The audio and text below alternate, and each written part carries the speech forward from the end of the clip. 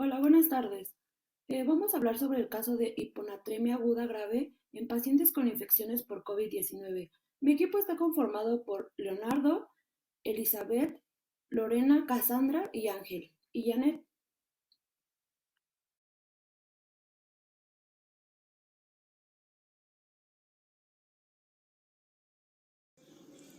En las siguientes diapositivas vamos a presentar el caso de un paciente con hiponatremia grave e infección por COVID-19.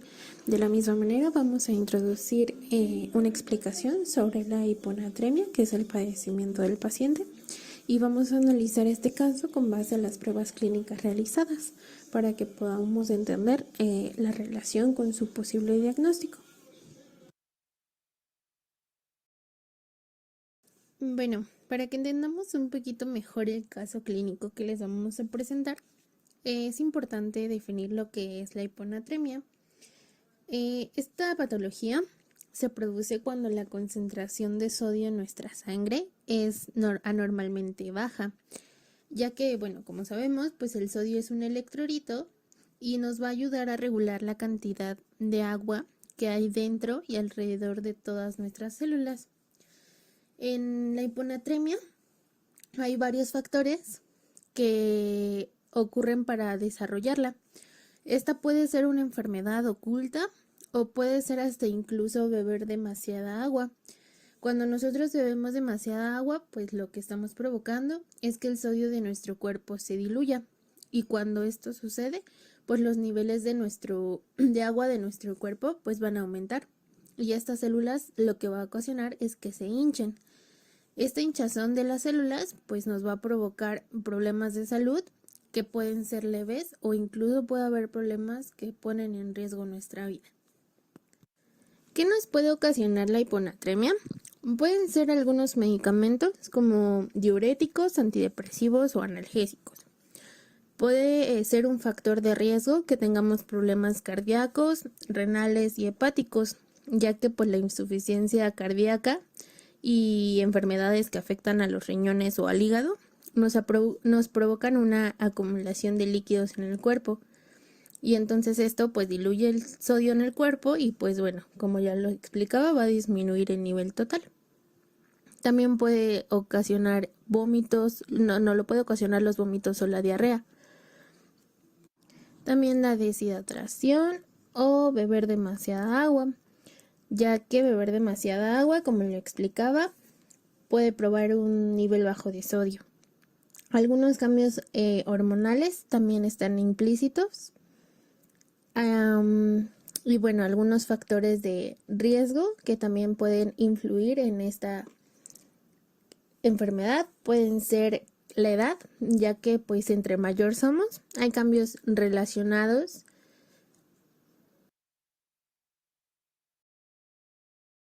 o también incluso las personas que practican actividades físicas intensas, ya que pues esto lo lleva a beber demasiada agua y pues bueno, va relacionado con las causas que anteriormente les mencionaba.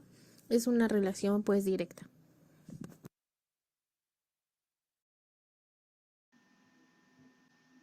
Los signos y síntomas que puede presentar un paciente con hiponatremia aguda grave son tos seca, leve dificultad respiratoria, fiebre, dolor abdominal, náuseas, vómito, cefalia, somnolencia, agitación e irritabilidad, debilidad, espasmos o calambres musculares, convulsiones y en casos extremos coma. Fue publicado en España el artículo Hiponatremia aguda grave en pacientes con infecciones por COVID-19 por la revista de la Sociedad Española de Nefrología en el 2000. Datos del paciente. Varón de 59 años con historia de hipertensión arterial controlada con la combinación de inhibidores de la enzima convertidora de angiotensina e hidroclorotiazida, que había suspendido 4 días antes del ingreso. Consultó por cuadro de 10 días caracterizado por tos seca, leve dificultad respiratoria y fiebre. 3 días antes se añadió dolor abdominal, náuseas y vómitos, y 24 horas antes cefalia y somnolencia. En exploración presentaba confusión, bradipsiquia y signos clínicos de leve deshidratación de piel y mucosa.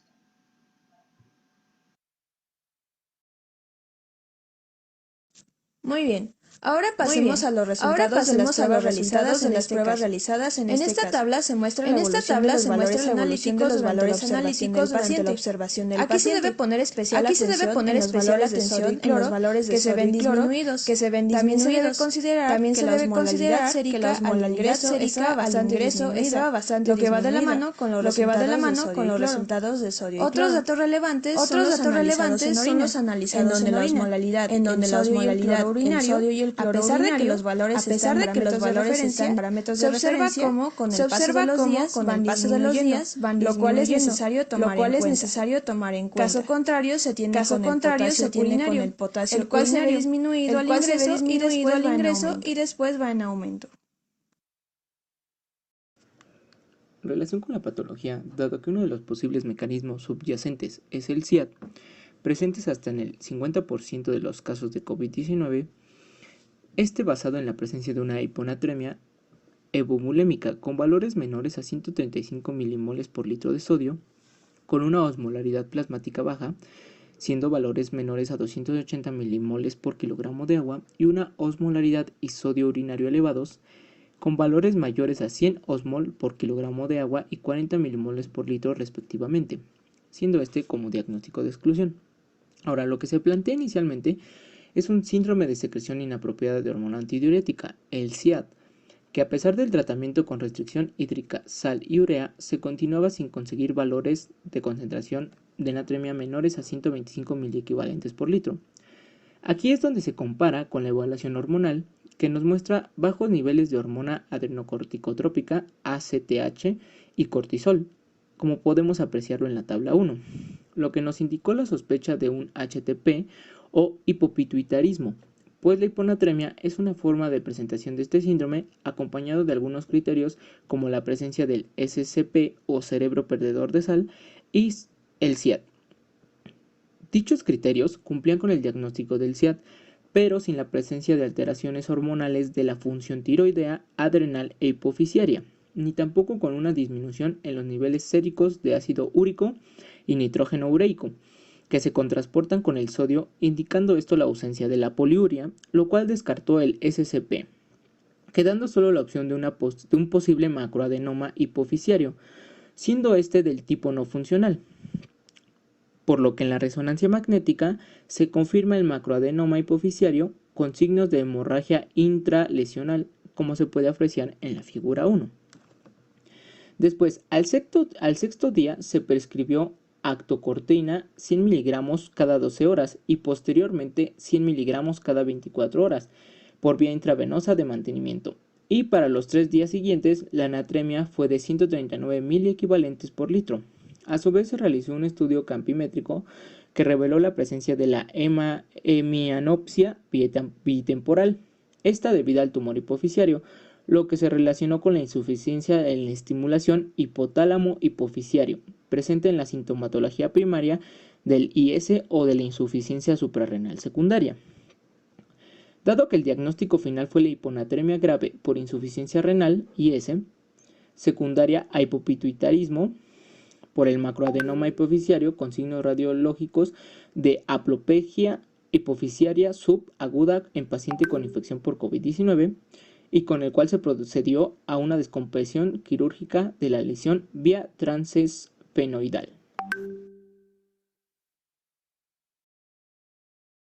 A manera de análisis de los datos, se puede observar que a partir de que se inicia el tratamiento, podemos ver que al inicio se presenta una hiponatremia severa. Junto con ello, los valores de cloruro se ven bajos, lo que ocasiona que la osmolaridad sérica sea baja. Tenemos que el ácido úrico también es bajo, lo cual puede ser debido a una dieta pobre en proteínas. Además, también se menciona que la proteína C reactiva está en altas concentraciones, lo cual indica una inflamación severa. Esto se ve fundamentado ante los niveles bajos de cortisol y la hormona CTH. Este está en la siguiente diapositiva. pero bueno, aquí tenemos los principales. Bueno, el quinto día, luego de que se administró una solución hipertónica al 3%, se observó una mejoría en la concentración de los hábitos anteriormente mencionados, lo cual se esperaba debido a que en este caso el cuerpo era un sistema hipotónico, por lo cual iba a regular su osmolaridad gracias a la solución. Sin embargo, aún no se logra llegar al valor de sodio ideal, por lo cual se cambia el tratamiento a una administración de actocortina, una molécula con actividad de corticosteroides, facilitando la reabsorción de sodio y de hidrógeno y la excreción con ello de potasio a nivel del tubo renal distal, aunque también posee actividades antiinflamatorias debido a sus efectos sobre las proteínas inhibidoras de la fosfolipasa A2, las cuales controlan la biosíntesis de mediadores potentes de inflamación. Es- En esta tabla se muestra principalmente los resultados del estudio hormonal hipofisario. En este caso se destaca la alteración de los valores de cortisol y hormona ACTH, observando una clara disminución. También es importante hacer mención de los resultados obtenidos para proteína C reactiva, cuyo resultado se mostró significativamente elevado.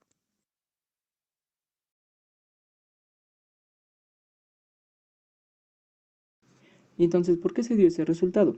Dado que nuestro paciente presentó un cuadro de hiponatremia grave que presentaba ciertas discordancias que dificultaron la explicación únicamente por el cuadro emético y o el tratamiento diurético, así como el llamativo de sentimiento clínico analítico por la deshidratación sin azoemia. Ahora, sabiendo que la hiponatremia es una forma de presentación de un HPT, pero con la pequeña diferencia de que en la mayoría de pacientes se presentan cuadros de hiponatremia con cerebro perdedor de sal o CIAD, lo cual ha sido comunicado en diversas situaciones clínicas, pero infrecuentemente como la primera manifestación de un tumor hipoficiario en el contexto de una infección respiratoria por COVID-19, la cual probablemente haya exacerbado la presentación del tumor. Claro que tras una búsqueda electrónica en Medline, PubMed, Scopus y Web of Science, con las palabras claves sodio, potasio, cloro y calcio en pacientes con enfermedad por COVID-19, se logró identificar 5 estudios con un total de 1.415 pacientes, donde el sodio fue significativamente menor en pacientes con enfermedad grave en comparación con aquellos con enfermedad leve por el COVID-19. Diferencia de medias ponderadas de menos 0.91 milimol por litro con un intervalo de confianza del 95% a 1.33 a 0.5 milimoles por litro. Sin embargo, aún no se conoce si existe un mayor riesgo de hiponatremia y otras alteraciones electrolíticas en pacientes con COVID-19, ni el mecanismo que lo genera.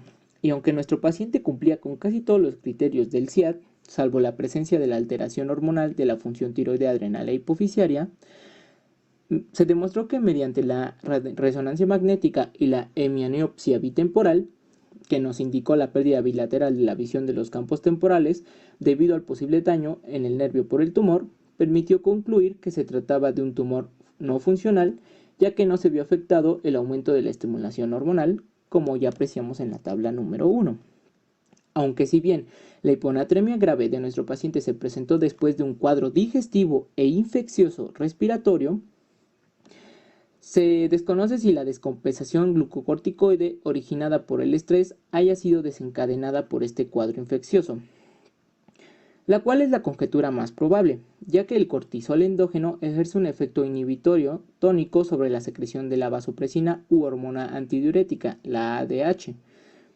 Y en la deficiencia de los glucocorticoides hay una liberación de ADH no supresible a pesar de la osmolaridad existente, que aun con el déficit de ACTH y glucocorticoides se presentaba una correcta función mineralocorticoide y con el eje renina-angiotensina-aldosterona intacto, lo que puede explicar por qué el paciente no presentó la sintomatología clásica del IS, en donde los glucocorticoides producen la retroalimentación negativa tanto en la liberación de corticotropina como la liberación del ADH, lo cual corrige la alteración hidroelectrolítica, cosa que no ocurriría en un síndrome de SPS o síndrome de cerebro sal perdedor, normalizando así los niveles de ADH y la expresión renal del mRNA mensajero de aquaporinas 2.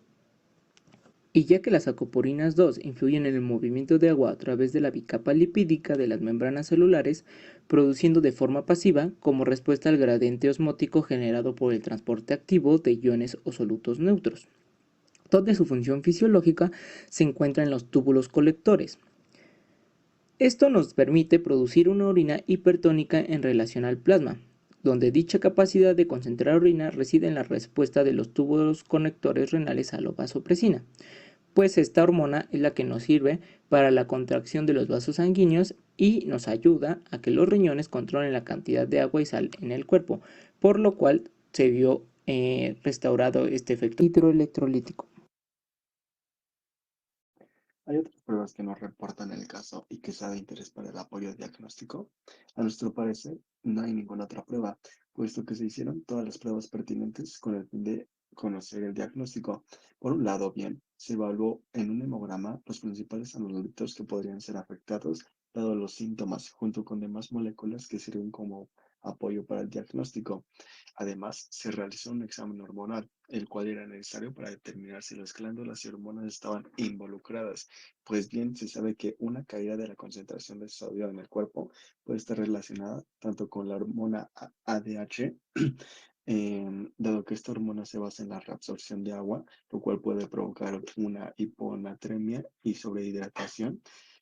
Sin embargo, también se relaciona a la ACTH, dado que esta hormona es capaz de estimular la secreción de glucocorticoides que generan cortisol, una molécula secretada ante todo proceso inflamatorio. También se obtuvo una resonancia magnética, lo cual reveló la existencia de un macroadenoma hipoficiario, lo cual era la causante principal de que la hormona ACTH tuviera deficiencias de la síntesis y secreción de la hormona. Y por último, y no menos importante, se realizó un estudio campimétrico con el fin de confirmar la presencia del tumor que se venía desarrollando. El resultado fue la presencia de la pérdida bilateral de visión de los campos temporales.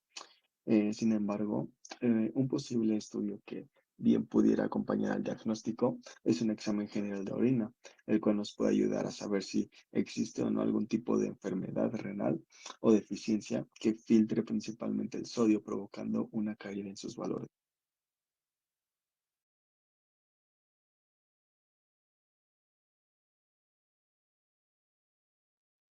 El tratamiento fue exitoso, puesto que los valores de sodio y cloruro en rango normal se pudieron establecer, los niveles de osmolaridad en la normalidad y se obtuvo un diagnóstico apropiado para todos los síntomas.